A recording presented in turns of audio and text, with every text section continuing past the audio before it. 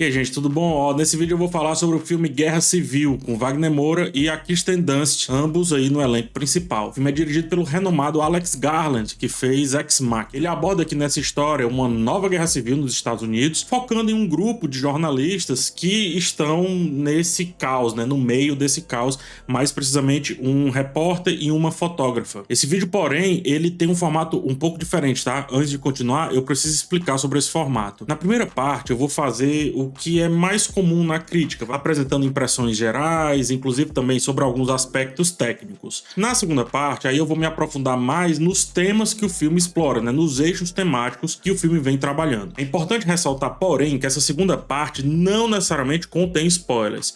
Eu tô apenas separando as impressões mais diretas de uma análise um pouco mais reflexiva, focando especialmente no tema da fotografia, que é central aqui nesse filme. Você pode usar a minutagem aqui da barra do YouTube para ir direto para a parte que mais lhe interessa. Aqui nessa história, como eu já adiantei um pouco, um grupo de jornalistas se esforça para chegar a Washington com o objetivo de entrevistar o presidente dos Estados Unidos durante uma intensa guerra civil que está acontecendo por lá, né? Em meio a isso, dois jornalistas, o Joel e a Lee, interpretados respectivamente pelo Wagner Moura e pela Kirsten Dunst, são amigos de longa data e sabem muito bem o que é necessário para, quem sabe, chegar no seu objetivo em meio a todo aquele caos. Nesse grupo também há dois outros membros, que é o veterano Sammy e a jovem fotógrafa, a iniciante Jessie. A direção e o roteiro, repito, fica por conta de Alex Garland, do maravilhoso Ex Machina, porém é um filme bem diferente dos filmes anteriores do Alex Garland. Desde o início, é muito importante entender que o filme ele não se filia diretamente a um espectro político. Então, se você tá vindo para esse filme buscando uma bandeira, para você esqueça tudo. Ele não tem vontade de ser uma bandeira para qualquer um dos lados que seja, muito menos os que estão nos plenos extremos. A gente não tem aqui um panorama geral e o roteiro ele não explora mais detalhes que levaram à guerra justamente por isso, para que o filme não tome partido. Ele inclusive coloca cenários antagônicos hoje nos Estados Unidos como a gente conhece, como aliados contra um terceiro status antagônico, tá? É evidente que uma cena ou outra, o filme ele vai tomar um partido específico, mas se você juntar todas as cenas, olhar o filme como um todo, não há um grande partido definido. A própria protagonista, a Lee, muitas vezes indiferente diante daquilo tudo, é meio blasé diante daquilo tudo dali. Então há uma banalização do conflito para que os jornalistas sejam o foco central dessa história. Não só os jornalistas, mas precisamente falando, a fotografia em si. Jornalistas esses que, inclusive, de certa forma até se alimentam desse caos, né? Satisfeitos com isso ou não, eles meio que se utilizam naquele caos para prosseguir na sua jornada. Daí surge uma diferença perfeita entre o personagem do Wagner Moura e a personagem da Kirsten Dunst, que eu vou abordar mais ao longo desse texto, sobretudo na segunda parte. São várias as cenas com pessoas comuns, mas com uma camada de militarismo nelas. Tem até uns sujeitos com roupa florida ali, mas tem um colete à prova de balas. Bem como tem outras cenas com soldados extremamente bem equipados, mas que demonstram serem sujeitos de diferentes origens, como negros, brancos, latinos, mulheres, homens, enfim. A ideia, então, é essa de que, sem um mal comum identificável, o inimigo acaba sendo eles mesmos. Então é uma grande crítica a esses Estados Unidos sempre em busca de inimigos, né? Quando, na verdade, eles mesmos deveriam se resolver muitas vezes. Pode-se até dizer que sim, que há uma abordagem no filme contra o extremismo, ou seja, que ele é um filme anti-extremista, o que casa muito bem com esse momento que a gente vive, né? Esse momento de extremos absurdos e também absolutos, eu diria. Portanto, cena a cena, acompanhando o amadurecimento, bem como o destroçamento existencial da jovem fotógrafa, há aqui, como eu disse, uma banalização da guerra. Numa cena que exemplifica muito bem isso, um grupamento enfrenta o outro, perdem um membro durante esse confronto, mas após saírem vitoriosos, celebram e se satisfazem com os disparos contra os seus inimigos, tornando toda aquela suposta dor pela perda do amigo algo aparentemente irrelevante. Então a insensibilidade em relação à vida e também à morte se põe mais interessante do que, de fato, uma busca para se encaixar num espectro político, e vem dispor, pois, a partir daí, sobre a seguinte afirmação: olha só no que a gente se torna quando escolhemos fazer merda, digo, fazer guerra. O uso de mapas e caminhos é central para a narrativa de guerra civil, começando com a representação artística muito interessante aqui. No reflexo de um vidro, um mapa dos Estados Unidos é mostrado com uma grande explosão ao fundo, o que simboliza que o percurso a ser seguido pelos personagens e por nós também, espectadores, está imerso em catástrofe. A ideia de moldar um road movie, ou seja, um filme de viagem, um filme de estrada, dentro de um cenário tão cruel, é uma abordagem bem interessante também, porque é um formato que geralmente é utilizado para a gente refletir sobre liberdade, né? Sobre descoberta, amadurecimento, e aqui serve como um meio para questionar se nós, como espectadores, também não encontraríamos naquilo tudo ali uma satisfação mórbida, um desejo mórbido de estar lá, seja enquanto fotógrafos ou seja também enquanto atiradores, soldados, fora que dá toda essa ideia de movimento, assim, que o filme está sempre em progressão, o que para muita gente é muito importante, porque a contemplação não parece ser muito bem quista nos dias de hoje. Guerra Civil, o filme é muito impactante. A capacidade que o filme tem de fazer cenas tão complexas com tão pouco dinheiro, se comparado com os grandes blockbusters, que fique claro, é de se admirar. 75 milhões de orçamento para um filme com tantos recursos é um banho de água fria em vários filmes e séries que com 200 milhões não beijam os pés de, às vezes, uma cena sequer desse filme. Os temas que aborda são poderosos e são relevantes tanto no contexto atual quanto também num contexto de futuras análises. E eu falo isso de maneira triste até, porque é infeliz pensar que esse filme, e pelo menos é assim que eu acho, que é um filme que vai se tornar ou vai permanecer, melhor dizendo, atual por muito tempo. Ele é desses filmes que crescerá, inclusive, quando o tempo se avantajar um pouco mais parecido com ele, assim como aconteceu com outro filme aqui do Alex Garland, que é o Ex Machina. Perceba como o filme hoje é muito mais relevante até do que quando foi lançado, quando a gente discute ali sobre inteligência artificial e outras questões. Mas, diferentemente de suas obras anteriores, o Alex Garland ele se desvia de narrativas mais confinadas, mais soturnas, como ele fez no Ex Machina, onde a gente tem uma ficção científica descambando no terror, e também uma aniquilação, que é essa ficção científica, só que um pouco mais ampla, também descambando ali no terror.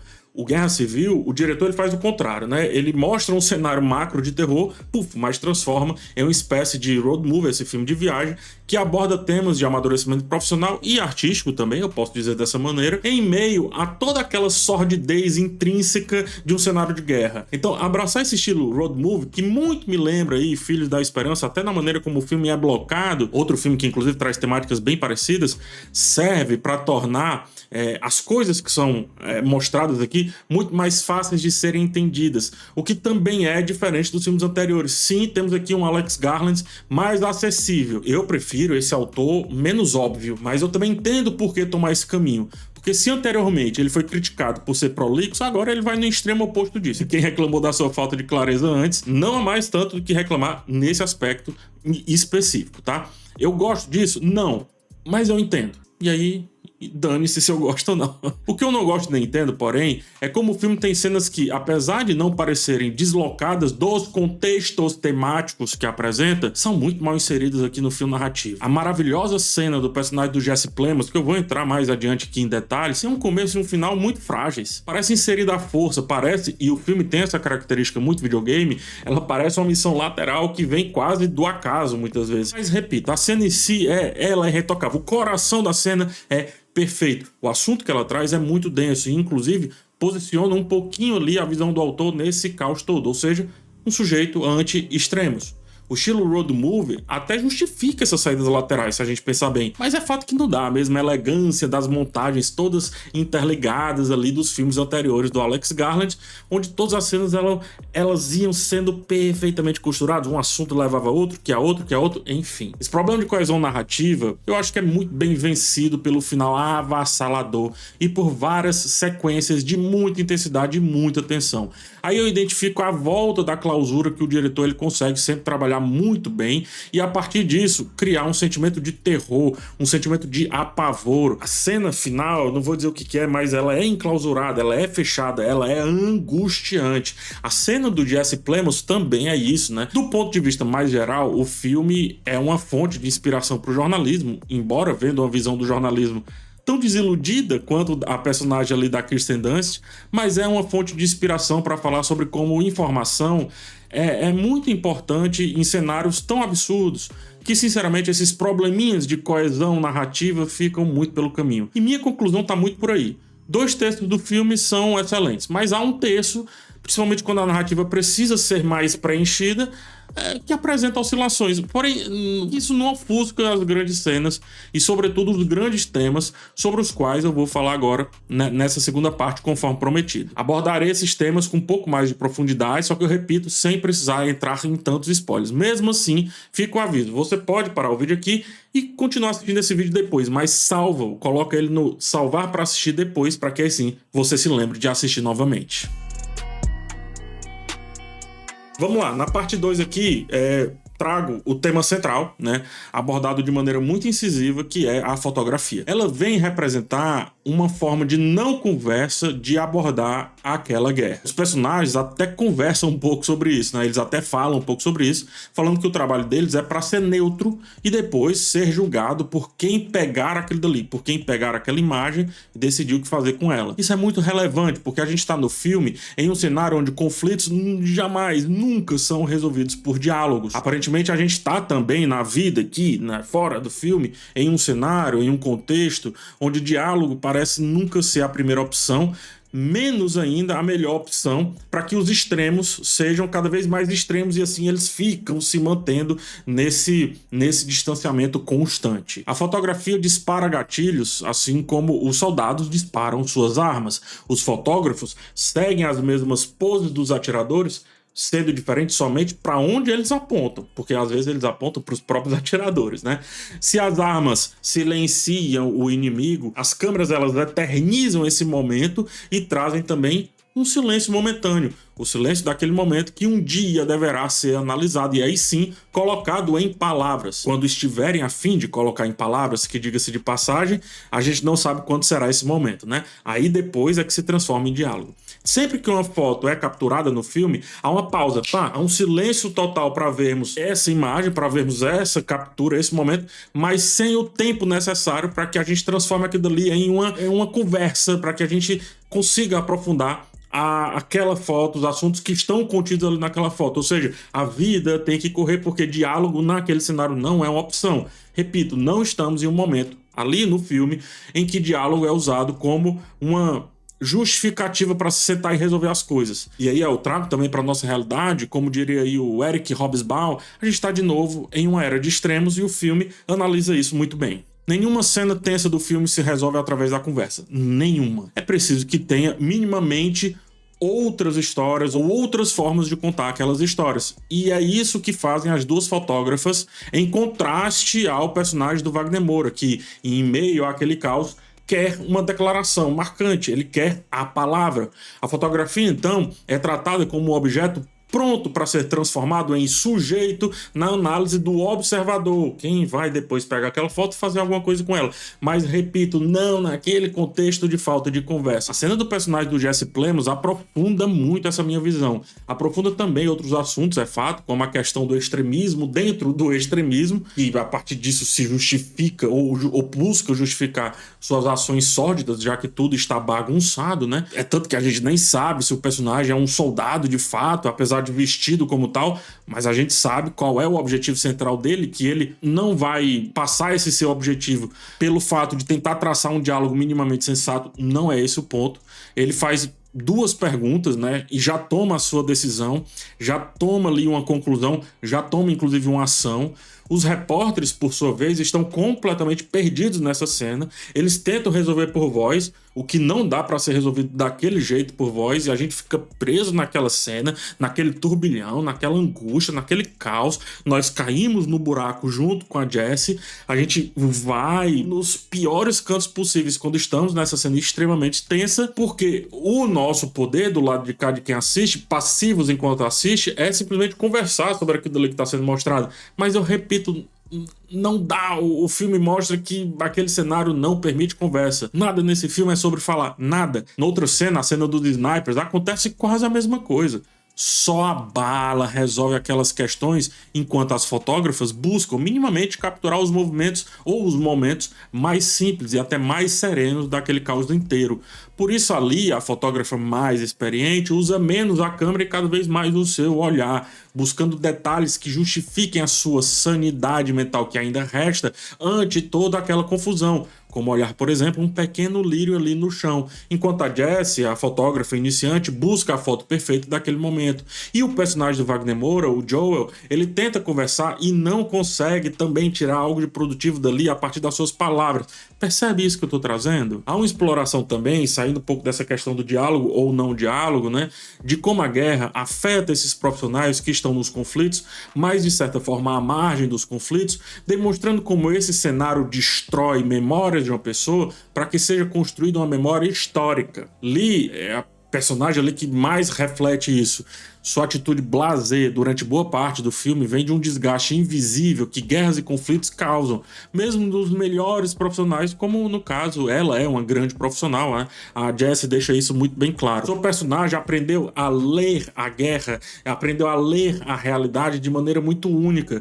E isso tem um lado bom e um lado ruim. O lado bom é conseguir registrar os melhores momentos possíveis. O lado ruim é que os melhores momentos a serem registrados nem sempre são legais. É mais do que isso. Ela parece antecipar o momento certo para certos eventos, inclusive da sua própria importância na história, e a jovem Jessie traz uma questão existencial para Lee que a faz parar de olhar para o mundo e voltar um pouco a olhar para si. E também se perguntar se ela, naquele contexto todo, daquele jeito que ela é, com aqueles traumas, com aquelas memórias, aquelas dores, ainda é útil naquele cenário que aparentemente vai ter um final, mas que ela conhece tão bem a história que sabe que na verdade esse final é um princípio, é um novo início. Por várias vezes ela se retira para que Jessie faça a melhor foto, justamente por saber, antes de todo mundo, onde estará o melhor momento, e também por saber que talvez ela não seja a melhor peça para aquele grande momento, isto é, um momento de recomeço. É interessante então refletir como a fotografia tratada como objeto aqui nesse filme, falo várias vezes isso, antes de se tornar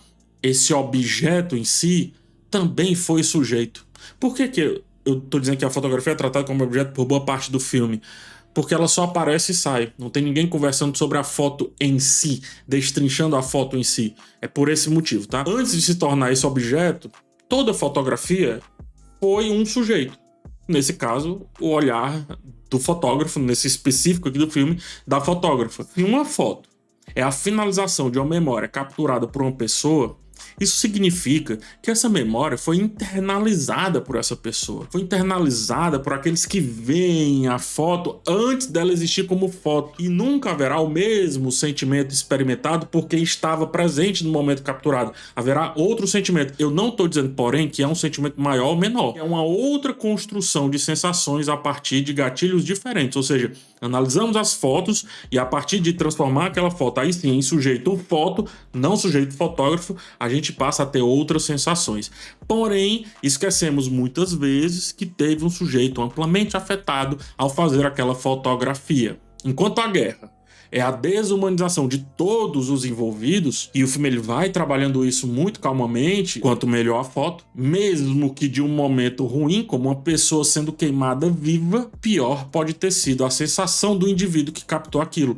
O filme coloca uma cena de uma pessoa pegando fogo com pneus ao seu redor e deixa essa cena correr para que a gente se escrutine com ela, para que a gente vá a um escrutínio interno a partir dela, para que minimamente a gente tenha a noção de como é ser esse sujeito fotógrafo desumanizado diante de tantas cenas daquela maneira e de ter só e somente que captar aquelas cenas para registrar no papel ou no arquivo. É a maneira do filme nos fazer discutir uma coisa que é muito pouco discutida. O autor, o fotógrafo em si. A desconstrução de Lee enquanto a construção de Jessie é justamente por isso. Uma está na contramão da sua própria desumanização diante dos fatos que capturou por tanto tempo, e a outra está na construção dessa desumanização. E a gente está assistindo isso, está adorando isso, e pouco tá pensando, muitas vezes, o sujeito fora do filme, né?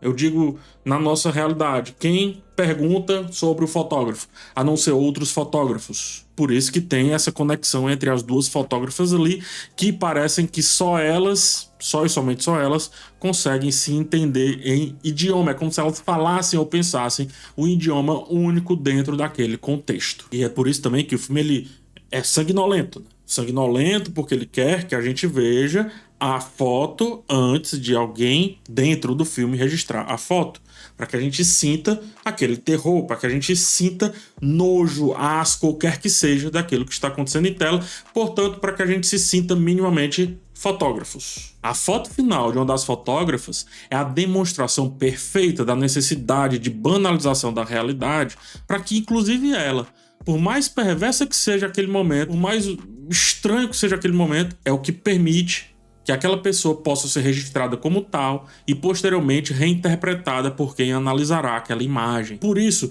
a jovem Jessie também captura fotos dali e no momento crucial do filme, as fotógrafas também se registram naquilo que parece importar entre a realidade, a câmera e o fotógrafo, no caso que é a foto. É esse o único jeito de eternizar quem coloca o olho corajosamente entre a lente e uma realidade muito cruel que está acontecendo na sua frente, em vez de fugir, em vez de correr. A maneira como vemos as coisas é afetada pelo que sabemos ou pelo que acreditamos. Essa é uma frase de John Berger, crítico de arte que pensou bastante sobre fotografia no maravilhoso livro Para Entender uma Fotografia. Berger me ajuda com esse assunto quando fala que as fotografias transformam momentos em objetos de análise e contemplação, separando-os das experiências originais vividas pelas pessoas que capturaram aquele momento. A fotografia pode ser deslocada, realocada, sublocada, mexida, remexida a favor do assunto que ela virá a ilustrar. É isso que o filme está tentando vender o tempo inteiro. Se uma fotografia é também uma expressão essencialmente de perda, como também diz o Berger, olhe bem o tanto que a jovem Jessie perde.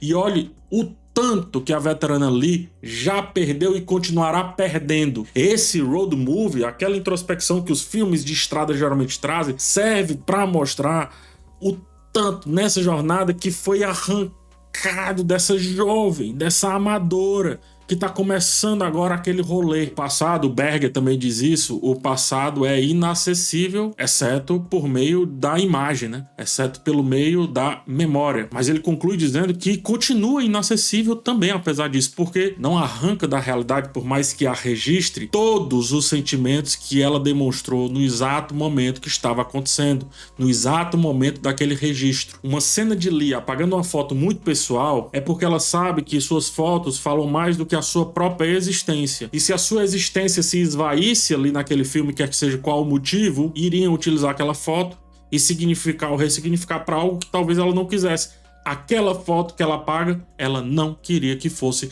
ressignificada. E apagar a foto, que é muito simbólico, é o jeito do artista pensar a sua própria obra. Ou seja, as fotos que não vão são verdadeiramente as fotos do autor fotógrafo.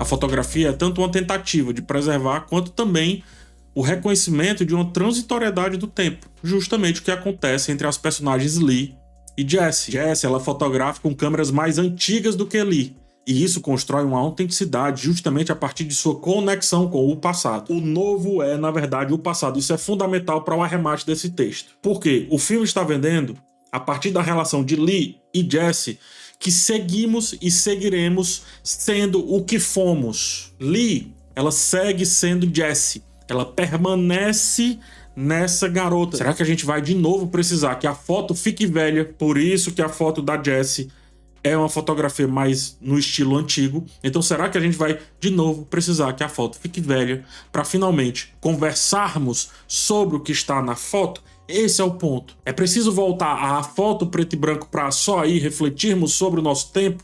Eu sempre falo, né? Nostalgia é o último prenúncio do fim. E Jessie, apesar de tudo que aconteceu no final do filme, é também o prenúncio do fim. Isto é, de que um novo ciclo de tudo que Lee viveu vai recomeçar. E assim seguiremos para todo o sempre, sem questionar o que seguimos, ou seja, sem pararmos para o diálogo. É isso, gente. Espero ter feito a crítica do filme, como muita gente espera que seja feito, e também espero ter trazido pontos mais profundos aqui na segunda parte, que de alguma maneira tragam aí alguma reflexão a mais para vocês. Deixa aqui a dica do livro do Berger, tá? O link ele tá no primeiro comentário e me ajuda demais quando você compra um livro pelo meu link. Aproveito também para te pedir um like e a inscrição aqui nesse canal. Quem sabe a divulgação dele também nas suas redes pode ser algo que você venha a fazer caso tenha gostado muito desse conteúdo. É isso, gente. Um forte abraço em vocês. A gente se vê numa próxima oportunidade e tchau.